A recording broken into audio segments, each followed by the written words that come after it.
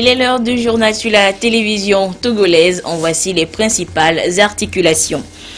Vers une gestion électronique des documents et archives au Togo. Il est question de dématérialiser ces documents et ce sont les députés à l'Assemblée nationale qui découvrent depuis ce matin le nouveau procédé. Et puis, il est également question de moderniser la météorologie pour plus de sécurité dans les airs. C'est sur cette vision que tablent les représentants des pays membres de la SECNA réunis ce matin à Lomé. Voilà pour les titres. Madame, Monsieur, bonsoir. D'abord, le Conseil des ministres s'est réuni ce mercredi au palais de la présidence de la République sous la conduite du chef de l'État, Faure Essozimna Gnazingbe. L'essentiel de ce conseil avec le ministre Sani Yaya de l'économie et des finances. Communiqué sanctionnant le Conseil des ministres du mercredi 8 novembre 2017. Le Conseil des ministres s'est tenu ce mercredi 8 novembre 2017 au palais de la présidence de la République sous la présidence du président de la République, son Excellence M. Faure Essozimna Gnazingbe. Le Conseil a examiné et adopté 2 projets de loi relatifs à la loi des finances, écouté 3 communications, examiné des questions diverses. Au titre des projets de loi, le Conseil a examiné et adopté le projet de loi de finances rectificative pour la gestion 2017. Ce projet de loi est rendu nécessaire par l'évolution de la situation économique et financière intervenue dans l'exécution de la loi de finances initiale adoptée le 27 décembre 2016. En effet, la révision de la loi de finances initiale se justifie essentiellement par la conjoncture économique défavorable dans la sous-région ouest-africaine qui impacte négativement notre économie, la situation sociopolitique nationale qui a un impact négatif sur l'activité économique, la satisfaction des nouveaux besoins sociaux liés notamment à la fonction enseignante. L'accord triennal conclu avec le Fonds monétaire international et le Togo le 5 mai 2017, soutenu par la facilité élargie de crédit sur la base d'un nouveau cadrage macroéconomique qui diffère du cadrage initial. Le présent projet de loi rectificative marque également la volonté du gouvernement de procéder au remboursement d'une bonne partie de la dette intérieure commerciale en vue de dynamiser l'activité économique à travers le secteur privé. Ainsi, les recettes fiscales et non fiscales ont été revues à la baisse, respectivement à 625,4 milliards, de 625,4 milliards à 614 milliards. Et de 56,1 milliards à 53,3 milliards pour se conformer au cadrage du programme conclu avec le FMI. Les recettes budgétaires liquides accusent une baisse de 47,2 milliards, passant de 550,2 milliards à 503 milliards, tandis que les recettes non liquides ont augmenté de 35,8 milliards pour atteindre 111 milliards conformément au nouveau cadrage du programme.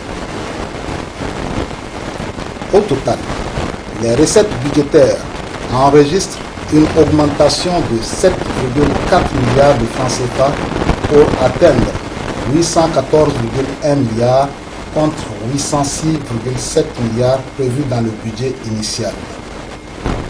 Quant aux dépenses budgétaires, elles ont augmenté de 38,2 milliards pour ressortir à 878,2 milliards. Cette augmentation est principalement imputable à la hausse des dépenses fiscales de 35,8 milliards, suivant les projections du cadrage du FMI. Il ressort un solde budgétaire déficitaire de 64,1 milliards entièrement financé par le solde excédentaire des opérations de trésorerie. Au total, le projet de loi de finances rectificative pour la gestion 2017 est projeté à 1412,2 milliards de francs CFA en recettes et en dépenses contre 1227,4 milliards de francs CFA initialement prévus, soit une augmentation de 15,1%. Le second projet de loi de finances adopté par le Conseil porte loi de finances gestion 2018. Le présent projet de loi de finances pour la gestion 2018 a été élaboré en tenant compte de l'environnement économique international et l'évolution récente de l'économie togolaise. L'année 2017, marquant la fin de la mise en œuvre de la stratégie de croissance accélérée et de promotion de l'emploi, SCAP, le gouvernement a entrepris l'élaboration d'une nouvelle stratégie nationale de développement de notre pays pour la période 2018-2022, à savoir le plan national de développement PND. En outre, une place importante est accordée au programme d'urgence de développement communautaire PUDC, au programme d'appui aux populations vulnérables PAPV et aux agropoles dans la politique de développement de notre pays. Sur la base de l'évolution des agrégats macroéconomiques de 2017 et des projections 2018, le cadrage macroéconomique s'appuie sur le taux de croissance du PIB réel qui ressort à 5,3% en 2018 contre 5% en 2017. Les réformes fiscales en matière des ressources seront poursuivies, notamment l'élargissement de la base fiscale visant à réduire la pression fiscale sur les opérateurs économiques, de même que la recherche de nouvelles niches fiscales et la politique d'innovation fiscale permettant d'améliorer le taux de pression fiscale. En matière de dépenses, afin de prévenir tout dérapage de nature à fragiliser les équilibres macroéconomiques, une gestion prudente et efficiente des dépenses sera également poursuivie. Le budget général pour la gestion 2018 s'équilibre en ressources et en dépenses à 1318,5 milliards de francs CFA contre 1218,9 milliards de francs CFA pour le budget initial gestion 2017, soit une progression de 2,2%. Les ressources comprennent les recettes budgétaires et les ressources de trésorerie. Les recettes budgétaires sont chiffrées à 853 milliards de francs CFA contre 806,7 milliards de francs CFA en 2017, soit une hausse de 5,7%. Les ressources de trésorerie sont estimées à 465,5 milliards de francs CFA en 2018 contre 412,2 milliards de francs CFA en 2017, soit une hausse de 12,9%.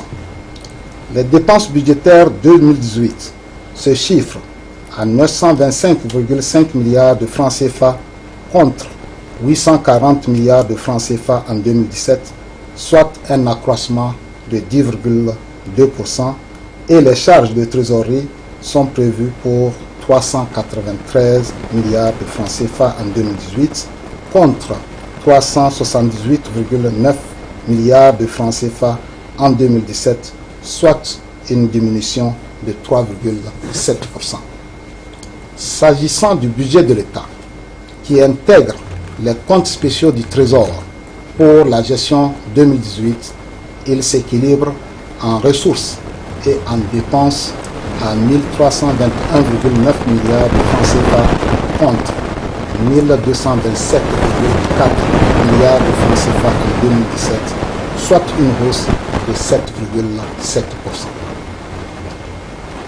En définitive, le projet de loi de finances gestion 2018 est essentiellement orienté vers l'assainissement des finances publiques, l'accélération de la croissance économique et la prise en charge adéquate de la demande sociale. Au titre des communications, la première communication présentée par le ministre de la Planification du Développement fait le point sur les travaux préparatoires du 5e recensement général de la population qui aura lieu en 2020. Ce recensement, qui s'inscrit dans le schéma général prescrit par les Nations Unies, vise à actualiser les données statistiques et à produire les données en lien avec les priorités retenues dans le cadre des objectifs du développement durable, du plan national de développement ainsi que de la politique de décentralisation et de développement local. La deuxième communication, suivie par le Conseil, est relative aux conclusions du 16e Forum AGOA organisé à Lomé du 8 au 10 août 2017. Au terme de ce forum, la demande du Togo relative au visa textile pour l'exportation des vêtements et textiles aux États-Unis dans le cadre de la loi sur la croissance et les opportunités d'affaires en Afrique a été officiellement approuvée par la partie américaine. À ce titre, et dans le cadre des recommandations formulées par les ministres africains du commerce, le ministre du Commerce et du secteur privé a rendu compte au Conseil des actions à entreprendre en vue de mettre en œuvre au niveau national les dites recommandations ainsi que le plan d'action opérationnel du Togo pour l'utilisation de l'AGOA à court et moyen terme.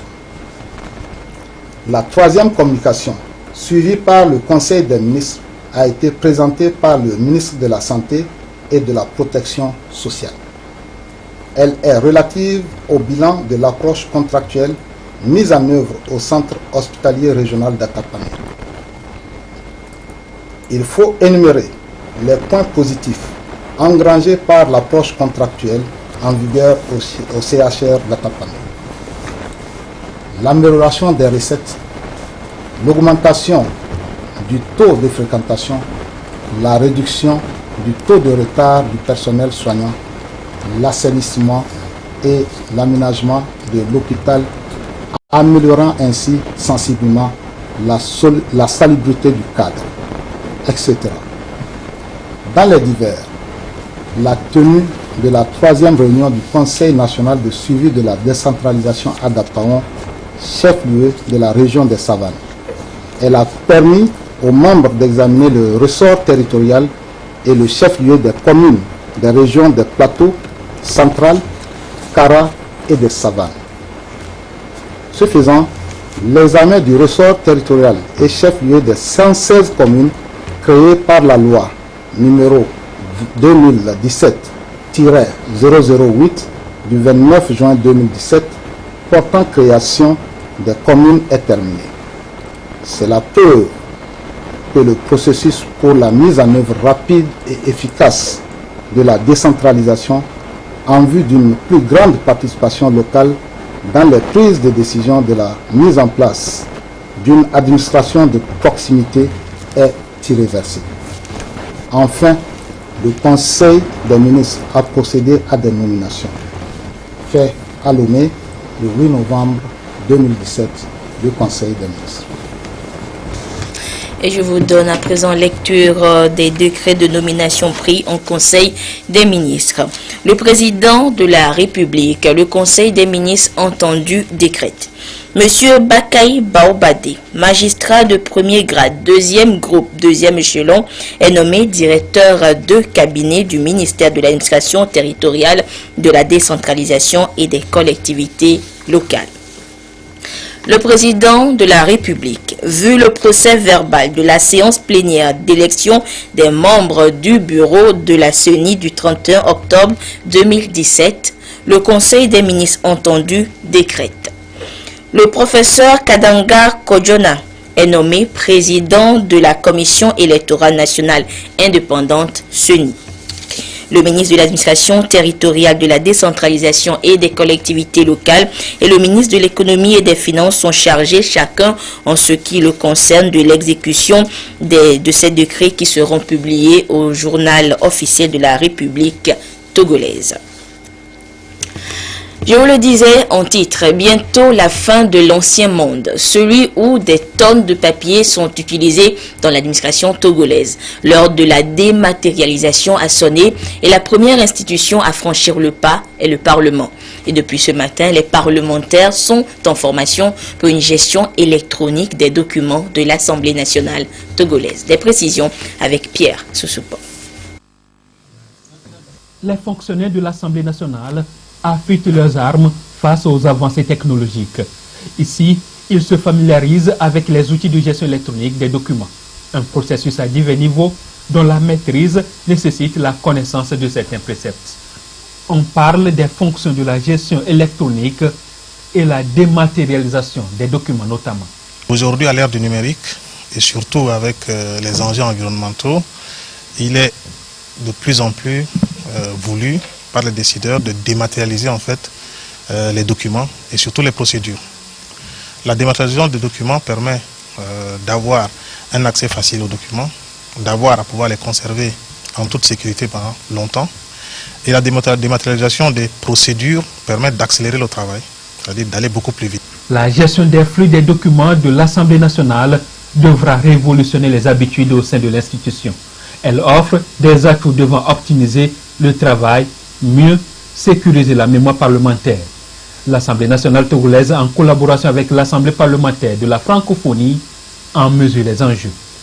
Le présent séminaire atelier est pour nous l'expression du raffermissement des relations privilégiées entre l'APF et l'Assemblée nationale du Togo, et ceci ne peut que nous réjouir.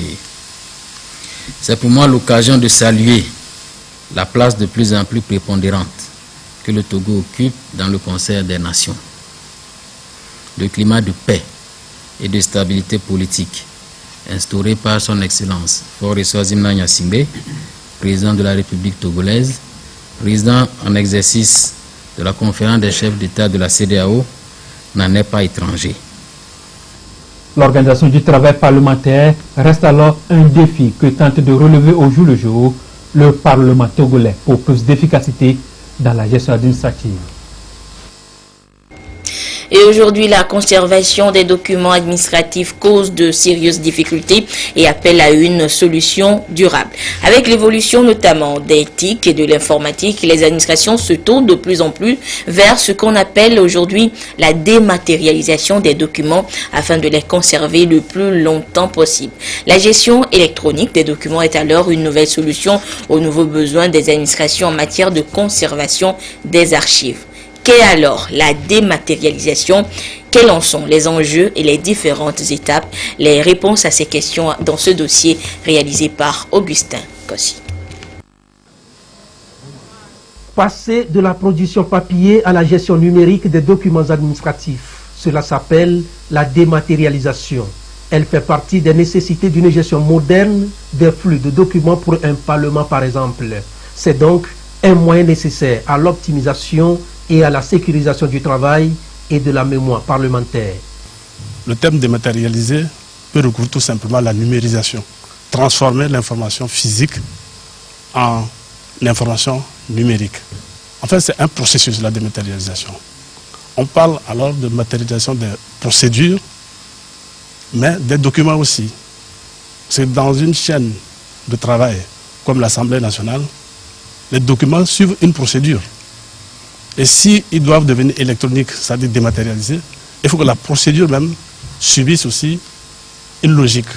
On peut se demander par exemple, lorsque l'utilisateur finit de travailler avec son document, c'est lui qui va le dématérialiser, c'est l'utilisateur, la secrétaire qui a reçu un courrier, c'est elle qui va le numériser, ou c'est un administrateur responsabilisé qui va collecter cette information, la valider et la mettre sur le réseau.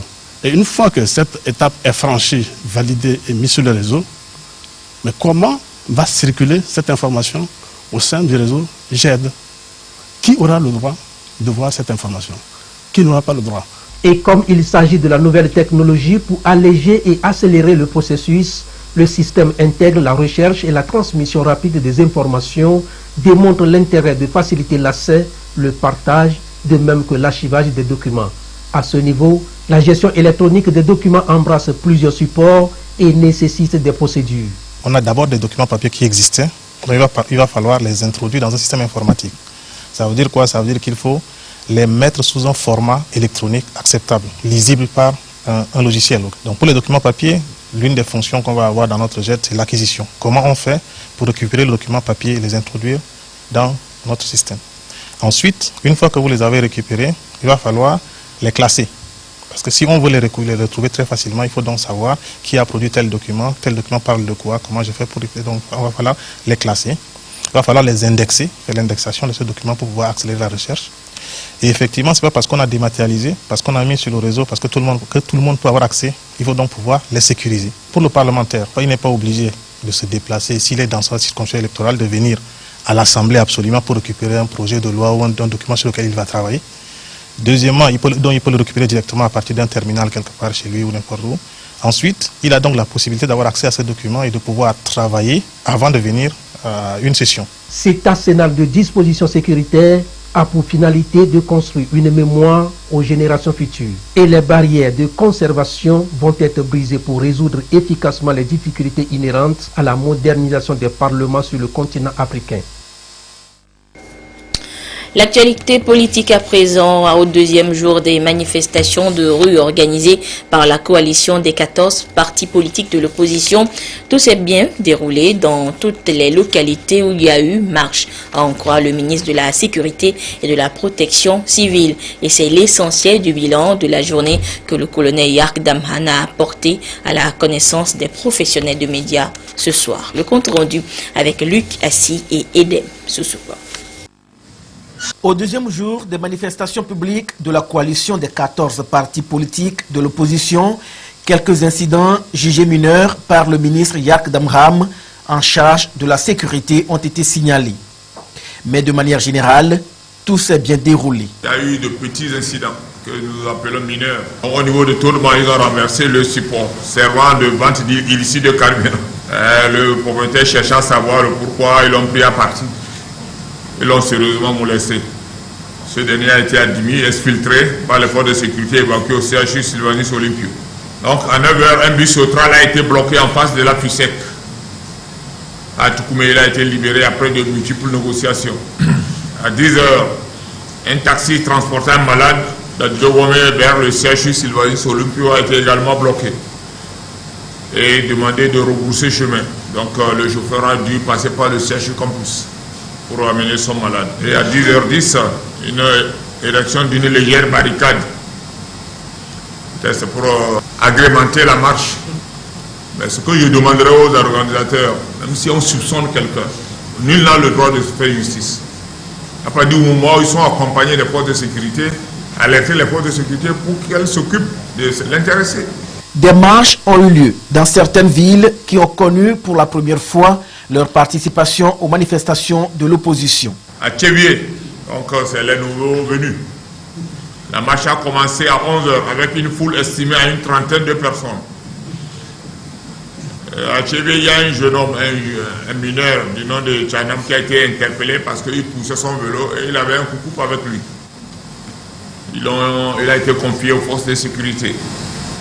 À Voga, la marche a débuté à 10h45 avec une foule estimée à une quarantaine de personnes avec à sa tête l'honorable Apeke. Le nombre des manifestants a évolué à 200 au point de chute. À Hépé, la marche a pris fin à 12h30 sans incident avec une foule estimée à 200 au point de chute. À Neho, la marche a pris fin à 13h07 sans incident avec à sa tête Monsieur Patrick Lonson et Kwadonou Amouzoui. À Kébé, le nombre des manifestants a évolué à une centaine de personnes au point de chute. Elle a pris fin à 13h41 sans incident. À Fagna, la marche a pris fin à 11h30 sans incident. Dans la région de Plateau, à Nié, la marche a pris fin à 14h sans incident. À Atapamé, la marche a pris fin à 14h51 sans incident. À Palimé, La marche a pris fin à 14h50 sans incident. La région centrale, à Tchamba, la marche a débuté à 10h35 avec une foule estimée à une centaine de personnes au niveau de Lomé. La foule s'est agrandie au fur et à mesure avant d'atteindre le point de chute à la plage en face de l'hôtel Santa Maria, où elle a été estimée entre 13 000 et 15 000. Donc dans la région de la Kara, on n'a rien enregistré, également dans la région des Savanes. Le ministre Yark Damram estime que la collaboration entre les agents de sécurité, les organisations de défense des droits de l'homme et les organisateurs des manifestations a une fois de plus porté ses fruits, ce qui a permis d'éviter beaucoup de dérapages. Et toujours dans l'actualité politique, dans un communiqué, la Commission nationale des droits de l'homme CNDH dit prendre acte des mesures annoncées par le gouvernement le lundi 6 novembre 2017 dans le sens de l'apaisement du climat socio-politique dans le pays, notamment la remise en liberté de 42 personnes interpellées, jugées et condamnées par diverses juridictions dans le cadre des récentes manifestations violentes. La restitution des motocyclettes saisies à Lomé lors de la manifestation du 7 septembre 2017 et ce, après 22 heures. La levée de la mesure de contrôle judiciaire de M. Jean-Pierre Fabre, chef de file de l'opposition dans l'affaire des incendies des marchés de Lomé et de Kara. L'annonce de l'ouverture à Lomé d'un dialogue avec l'ensemble de la classe politique. La CNDH salue l'opportunité de ces mesures et encourage les acteurs politiques à saisir cette ouverture pour un dialogue sincère, fécond et fructueux. La Commission estime que le Togo gagnerait à ne pas s'engager dans une spirale de radicalisation qui risque de le desservir à jamais. C'est en cela qu'elle convie toute la classe politique à la modération pour un compromis politique durable. Autre actualité à présent, Lomé abrite depuis ce matin le 4e congrès de la Fédération des associations professionnelles des météorologistes des pays membres de la SECNA. La modernisation des services météorologiques de la SECNA d'ici 2030. Quels enjeux pour le personnel météo dans le concept de ciel unique africain? Ce thème va permettre aux associations et organisations des météorologistes de trouver des stratégies communes pouvant assurer efficacement la fourniture des données fiables, de la sécurité, la régularité et l'efficacité dans l'espace aérien africain. Des précisions avec Dodo Wari. Les États africains connaissent ces dernières années des changements climatiques et des mutations technologiques qui impactent considérablement les activités socio-économiques, dont celle des transports aériens. Fort de ce constat, il est important de prévenir des phénomènes météorologiques dangereux qui, la plupart du temps, causent des accidents d'avion. La Fédération des associations professionnelles des météorologistes des pays membres de la SECNA s'active donc à moderniser des services météorologiques des 17 pays membres pour offrir plus de sécurité aux usagers de l'air. La SECNA a entrepris de grandes réformes en matière d'équipement, de nouvelles installations qui seront mises en place. Je vais parler de Saoma, je vais parler de Sapi, je vais parler aussi de la production d'hydrogène. Parce que avant, on produisait l'hydrogène à partir du générateur JIP3. Aujourd'hui, ce ne serait pas la même chose. L'hydrogène sera produit à partir de l'hydrolyse. Donc, il faudrait que les agents qui doivent utiliser ces instruments-là sont formés en conséquence. Cette modernisation passe d'abord par la mise en place des infrastructures météorologiques de qualité. Et le Togo s'est déjà engagé dans cette voie à travers l'implantation de nouveaux équipements, la réorganisation et la formation continue du personnel météo. Nous sommes en train de mettre en place le Saoma, qui va venir remplacer le Sioma, comme précédemment dit. Le Saoma aura pour effet qu'il va donner des données encore plus performantes et de précision aux pilotes pour pouvoir anticiper sur le temps. En termes d'observation, donc il y a des équipements tels que le SAPI que nous sommes en train de mettre en place aussi, qui permettra, n'est-ce pas, les données météorologiques instantanées. Ce 4e congrès sera donc l'occasion pour les différents acteurs du secteur météorologique et aéronautique de passer au peigne fin les enjeux et perspectives pour assurer efficacement la fourniture des services météorologiques fiables et sensibiliser le personnel météo sur les nouveaux plans d'orientation stratégique. Et l'actualité, c'est également l'Afrique qui a désormais un émissaire dans l'espace. Un satellite marocain qui a été lancé dans la nuit de mardi à mercredi. Mohamed VI-A est un satellite d'observation espion, premier du genre pour le royaume et que Rabat aurait bien aimé garder secret. Retour en page nationale et pour cette nouvelle année universitaire qui s'ouvre, le centre American Corner, situé dans l'enceinte du campus de Lomé et qui a 10 ans cette année, a fait peau neuve. Un nouveau visage pour accueillir plus d'amoureux de la langue et de la culture du pays de l'oncle Sam. Sandra Ziagbe, Yves Bivi. Aménagé depuis 2007, ce centre baptisé American Corner est un espace d'échange, d'apprentissage de la langue anglaise, de promotion de l'esprit d'innovation et où les jeunes universitaires togolais disposent des informations pour poursuivre leurs études aux États-Unis. L'espace rénové à l'occasion de la célébration de ses 10 ans a été inauguré ce matin à l'université de Lomé.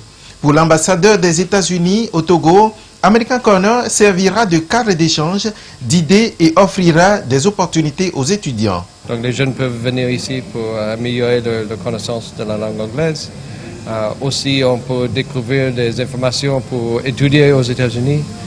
Il y a des conférences, des débats, des événements, beaucoup d'activités ici. Donc je pense que c'est une grande opportunité parce que nous pensons qu'il y a beaucoup de talent ici au Togo, surtout parmi les jeunes. Et ça, c'est notre but d'encourager. Au nom du président de l'université de Lomé, la vice-présidente, Mme Pegba, a remercié l'ambassadeur des USA et a rappelé que American Corner est l'un des fruits de la collaboration de l'ambassade des USA avec l'université de Lomé et servira toujours de cadre incubateur des intellectuels de demain. La recherche, parce que nous sommes à l'université, elle est multiforme, elle est dense et il faut pouvoir comprendre et connaître ce qui se fait partout dans le monde. Et donc pour nous, avoir la maîtrise de l'anglais et le français déjà nous ouvre toutes les portes.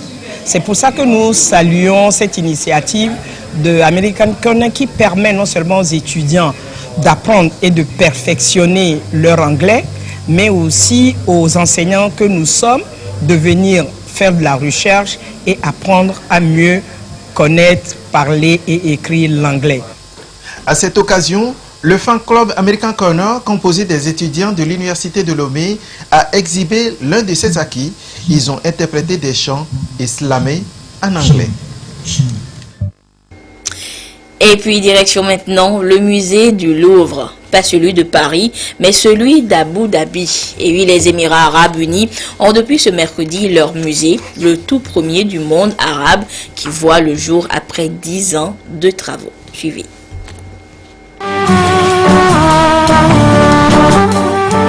Ce n'est plus un mirage, le Louvre des Sables a surgi sur cette île de Sadiat, un projet pharaonique, 600 millions d'euros pour cette ville-musée qui est née d'un partenariat inédit entre le gouvernement d'Abu Dhabi et la France. C'était en 2007. 10 ans plus tard, près de 600 journalistes venus du monde entier se pressent pour découvrir cette oasis culturelle créée par une star de l'architecture française, Jean Nouvel. C'est un jeu sur architecture de lumière et géométrie. Toute la grande architecture arabe, c'est géométrie et lumière. J'ai voulu que ce musée ici, il appartienne à la civilisation arabe. On ne peut pas prendre ce musée et le mettre à Londres, à Paris ou à New York. Des origines revendiquées et une ambition, être un musée universel. Cette exposition inaugurale, Jean-François Charnier l'a conçue comme un grand livre en 12 chapitres, un livre qui nous raconte l'histoire de l'humanité. On rentre dans la première galerie du musée, qui est la première étape du récit du Louvre Abu Dhabi.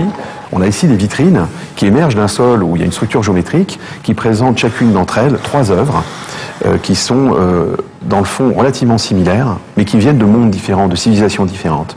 Et en fait, elles posent la question de l'universel. Quelle est la part de commun?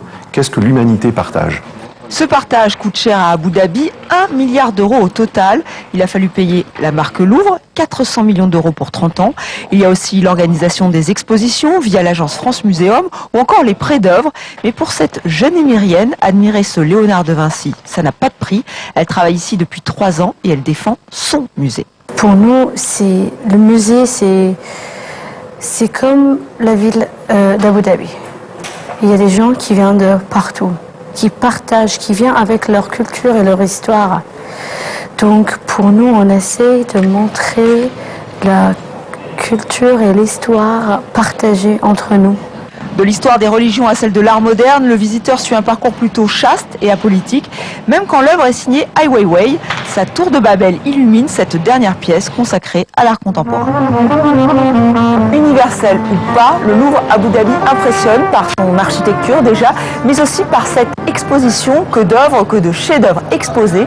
Le grand public pourra les découvrir ce samedi 11 novembre, date de l'inauguration officielle. Avis donc aux amoureux de l'art.